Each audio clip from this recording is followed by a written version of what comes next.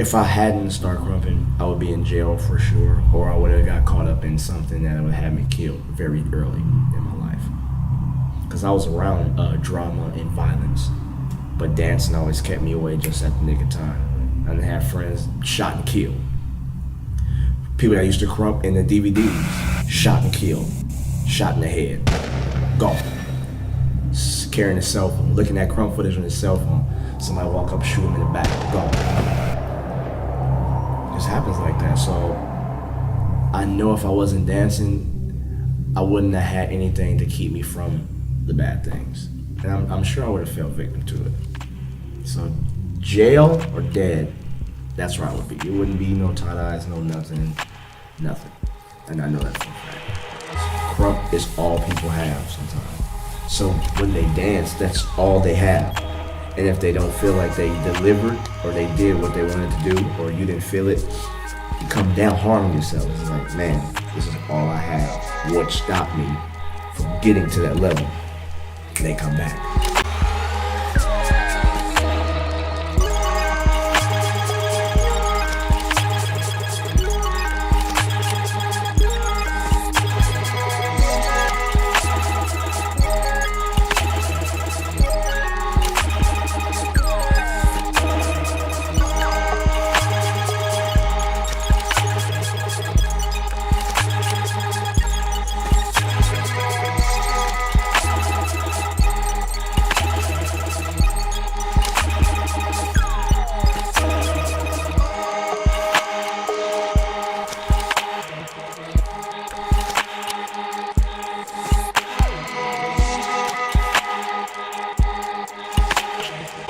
Actually, dancing is our most happy part of our lives. So the facial expressions you see, you can't look pretty doing it because it takes a lot of power. So sometimes you're gonna make a crazy face, but it's acceptable because people understand what it's taking to push it out like that. And the more people can pull out of you, the more they're helping you get to your happy place. You see what I'm saying? Your Krump round is your journey to your happy place, to that place and like, yeah, I did it. I did something. I'm here. Everybody knows me. Everybody loves me. This is what I need. Krump helps you get there. So we scream, we pull it out of you. We let you know, you see our faces, we're in your face. Crazy faces, hats flying everywhere, people pulling on your shirt, but it actually helps you go up. What child doesn't want to feel that? What family wouldn't put their child where they can feel something like that? So that's why Krump is good, because it's uplifting. It's always going up. Yeah, it looks like it's angry, but that's only what you see on the outside. But what's going on in here, we're actually happy about what we're doing. It just takes a lot of might and strength to do it.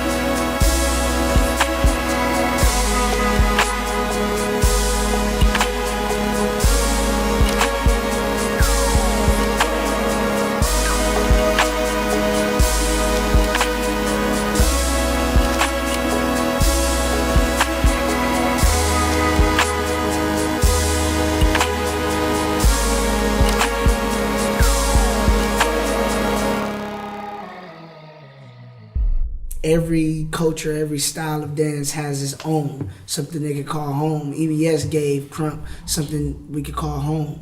It was the first time we could call home. Everybody goes. Fly from here, fly from there. Train here, to a bus there, to a plane there. Everybody flies just to come to this one place because it gave Krump a home. And I think that's very important. Now we have something we can call our own. We don't gotta go to another event and get a 5-minute slot. Hopefully we can dance. Hopefully they'll like what we do, but maybe they will understand it, maybe they won't. Maybe they will like it, maybe they won't. You know, it's something totally dedicated to what we do, and it gives us an outlet to feel comfortable in what we do in a Krump atmosphere. You can dress Krump because you're around Krump people. You can be Krump because you're around Krump people. You can act Krump because you're around Krump people. Your B-boy wouldn't know how to respond to that. Your popper wouldn't know how to respond to that because he's a popper. So that's, I think it gives us a lane to feel comfortable in. I think that's what's important. My childhood was really insane. Barely any good came out of my childhood life. So I'm spending so much of my time trying to do things to cover over that darkness. So Krump, before the dance, before the thought even came, I was trying to make home. My grandmother was here, my grandmother raised me. My mom was on the street doing her thing. My dad just left. So my granny, she was of age trying to raise another young adult. So I did what I could to take the load off of her, but I came from a home to where my grandfather was always drunk. He was an alcoholic. Every single night. I don't remember a night where he didn't drink. And I had to go to school at 6 o'clock. He'll talk to me from 11 p.m. till 5 a.m. And I would get 1 hour of sleep, and I couldn't apply myself in school. And then mom comes back home. Brothers are in the picture. He's off somewhere in Georgia.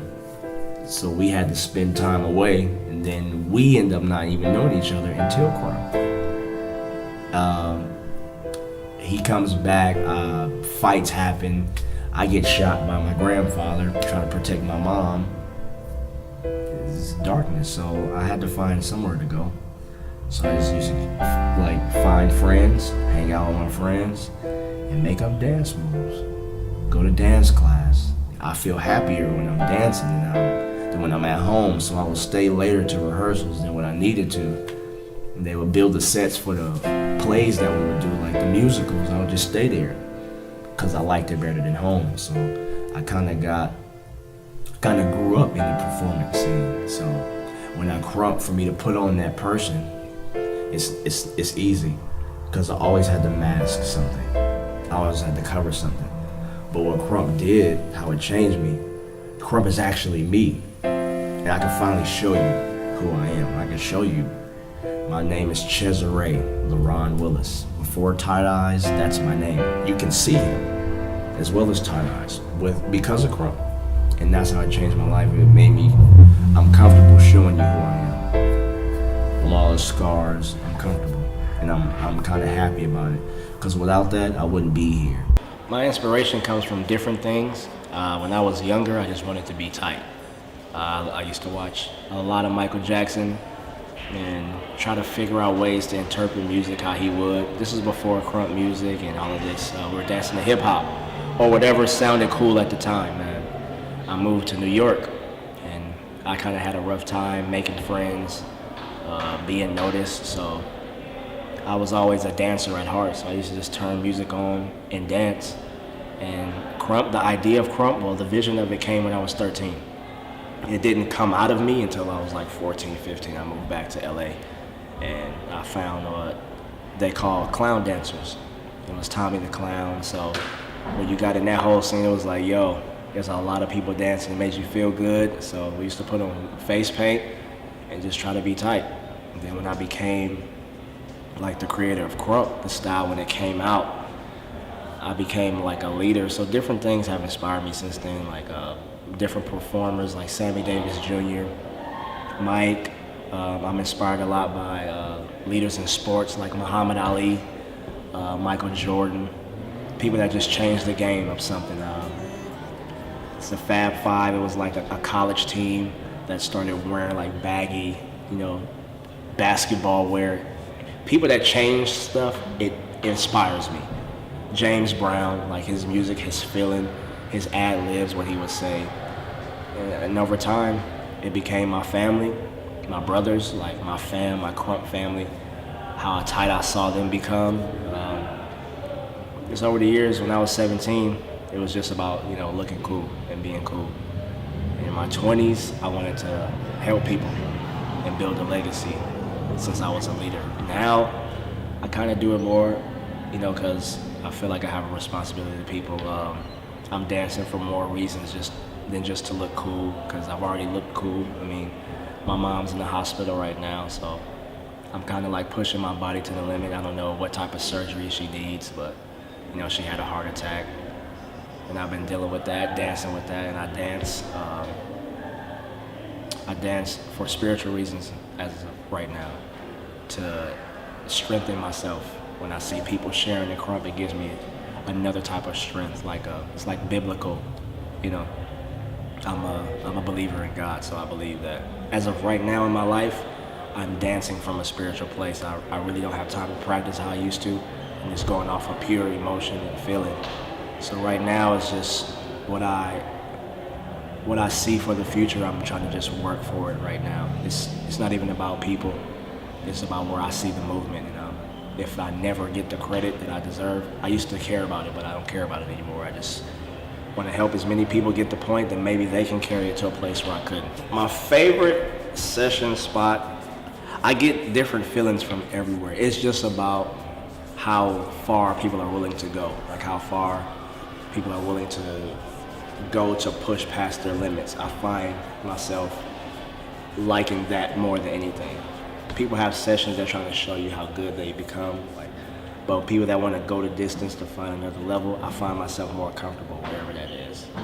So far, like the session that we had the other night in the parking lot, I went farther than I usually go because people were just ready for more. But Paris is a crazy place to session because the energy is insane.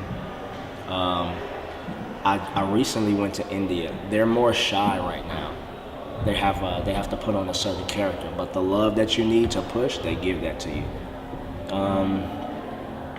Japan is more of a, they watch because they always want to learn. So they're more of like students and they're disciplined. Cali is like it's so many critics. You have to be perfect almost every time you dance. So dancing in Cali is like your spot is on the line every night that you dance. So Australia is having a good session feel. People are starting to feed off each other. Paris is the craziest place for a session. India shows you enormous amounts of love. Germany is a good spot it's like central. It's kind of beefy. It gives you that competition. You got the love, then you got the underdogs. So every spot is different, but I'm for right now, my favorite session spots have been like in Paris. I've gone the distance there so many times because people just get to a point where they just don't care. They're willing to go with you. So Paris as of right now. Find out the whole package. Do your history, do your research. Find out who was who, and then you learn where things came from. And you can kind of see where you fit into the history of Krump. Everybody's not an OG. So certain ways that we dance, a lot of people don't understand. But you came in like 5 years later when it was already advanced. Make sure you do your history, do your research, keep learning. A workshop is not to put you in a place where you feel like you don't know anything. It's just to improve the skills that you already have or teach you something new. It's a good thing to learn. Never think you're too high to learn. Spread the movement by sessions. Critique each other in private, and let each other know what each one needs to work on in a way to where it doesn't break down the character of the dancer. And let them perform, let them make mistakes. And the leaders of the countries, in Australia especially, I think you're doing a great job of raising like the younger generation up. They have fire, they're ready to learn, and keep all the nonsense that this movement brings, or any dance movement brings, keep it out. We've already dealt with that in LA, and a lot of bad things start from LA. And you watch us, but don't make the same mistakes that we made as a unit.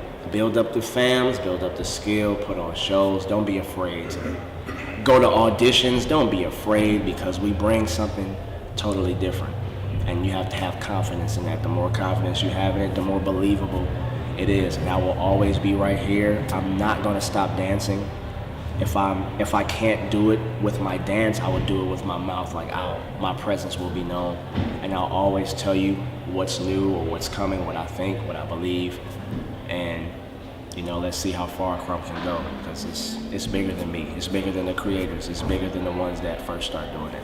It's worldwide now, so we have a worldwide responsibility. I tried so hard and got so far, but in the end, it doesn't even matter. I had to fall